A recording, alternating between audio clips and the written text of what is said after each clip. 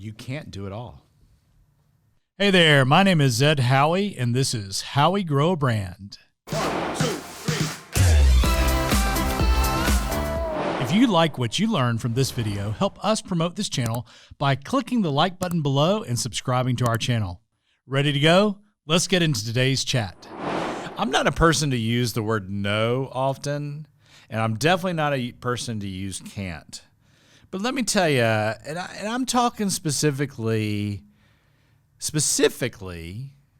not universally and not exclusively, but specifically to business owners right now, business leaders, especially if you have started your business and you're 2, 3, 4, 18 years into it. You know, the reason I started my business was because I just knew that I could do what it takes. I could do what it would take to ensure its success, whatever success looks like. I knew that I could walk away from that perceived security of a corporate paycheck with an incredible corporation, and that I would be able to create revenue, create an enterprise to generate revenue, not attached to someone else's business. So my guess is some of you just said, yeah, me too. Well, yeah, me too. However, there is a very dangerous thread that I found in us entrepreneurs with that. Is because we have confidence that we can just muscle it out and figure it out, we oftentimes don't take the time to study or to remind ourselves of what our true strength and value is to the enterprise, and ensure that we don't try to do it all or don't feel like we have to do it all. Now, I know cash flow puts pressures on it. I was visiting with another business leader yesterday. I was actually in 2 conversations yesterday within 2 hours. The same conversation, the same root issue was the leader trying to do it all because they felt like they had to do it all, and they felt like they were the only ones that could do it all. So some of you know the backstory on how I got from Chick-fil-A to HEB to here, but I'm going to tell you in 30 seconds, the root issue was that after a tremendous, the root of the story for today is that after my wife asking me, am I happy in my career at HEB?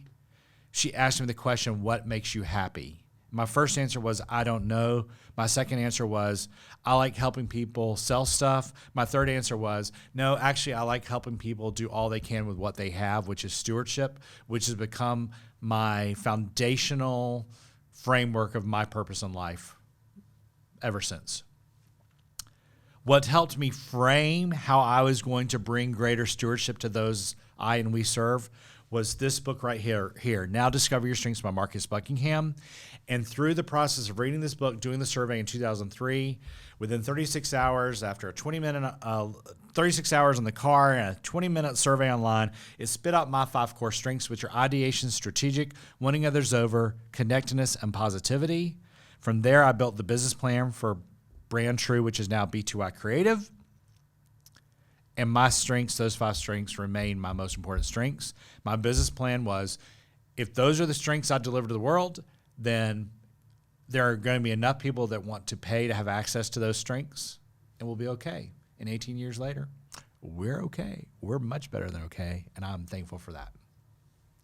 However, as I'm building a team, the reality is that there are things I can't do. Now, when you're starting off, yeah, you got to knock it out. But you know what? If you're 2 to 3 years or 4 or 5 or 18 years into it, and you're building a bigger enterprise, you don't need to be doing everything. And you definitely don't need to be doing things which are not your core strengths. Now, just because you're the founder, just because you're the business leader, your key is to attract the right people to your enterprise that, again, fit competency, they fit compatibility, they fit capacity, most importantly, compatibility. But you also need to balance out your team. So as we look at team members to join B2Y, we have everyone, it's now like StrengthsFinder, and I don't understand exactly what's fully going on with the branding, but basically StrengthsFinder 2.0. One of the things we look at is really understanding what each person's strengths are for every candidate that we really talk to that we have some interest in. And here's what's crazy about it is that most people that we talk to have never done this. And I'm amazed because for 18 years, I've had this lens of understanding how I was uniquely designed, is that I realize that that's how I'm designed, but then the entrepreneur kicks in and it's like, oh my gosh, I got to do it all. Well, you know what? There's some things in life that I'm not good at. There's some things in life that are not my strength.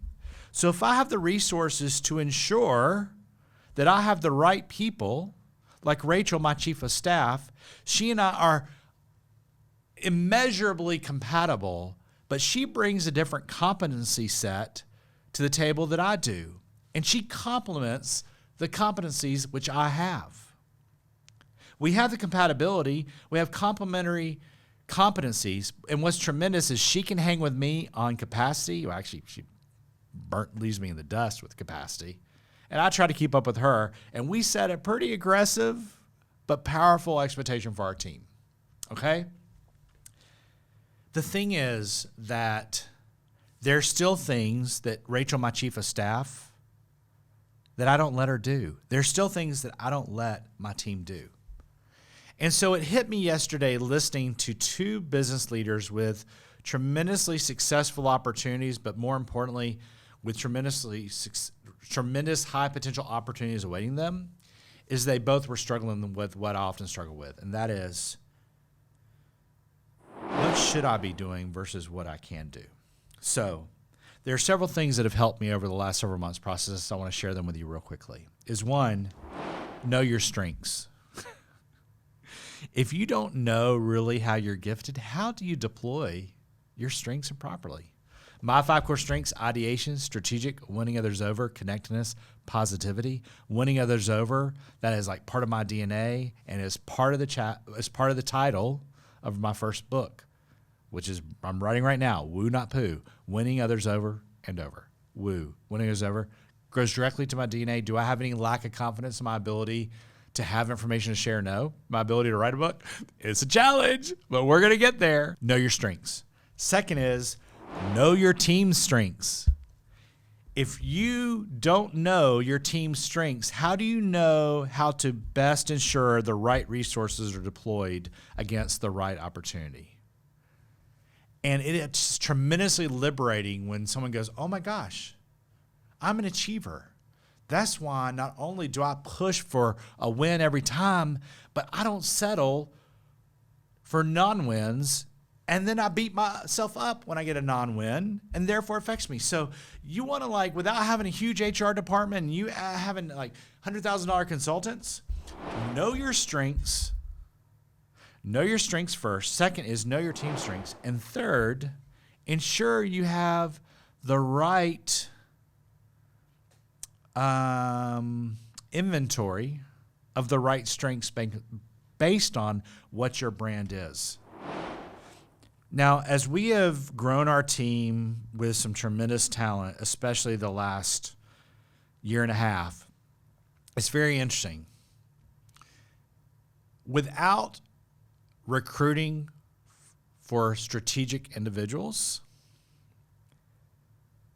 is 70 to 75% of our team possess one of their top 5 strengths is strategic.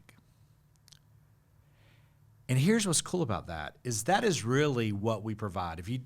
Who cares if you can create an ad if you don't have the right strategy? So we bring tremendous strategy solutions, ideas, frameworks for our clients.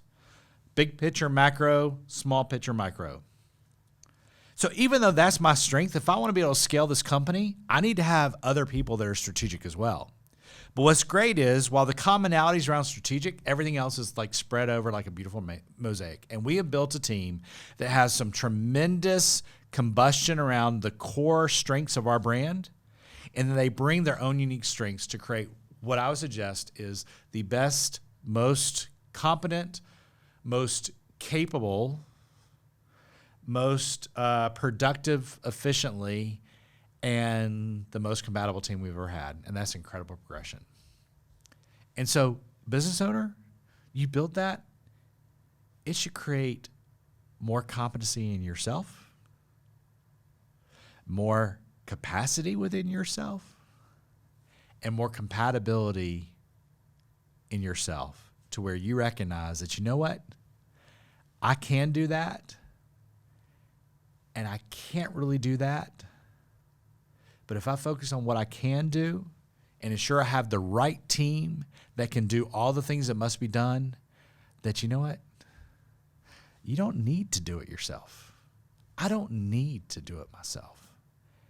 And isn't one of the reasons why we started our own business is to have the liberty to have 100% control over the decision of what you do next? And when you add capacity by leading into your strengths and the strengths of your team, there's no telling what y'all can do together. There's no telling how big, how significant, how important a brand you can grow. The strengths of your people are the strengths of your brand. That's how you grow a brand. Hey, I really hope this helps and inspires your day. If any of this works on your business this week, I'd love to hear about it in the comments, or hey, just message me. Can't wait to see what we chat about next time on How We Grow a Brand. We'll see you soon.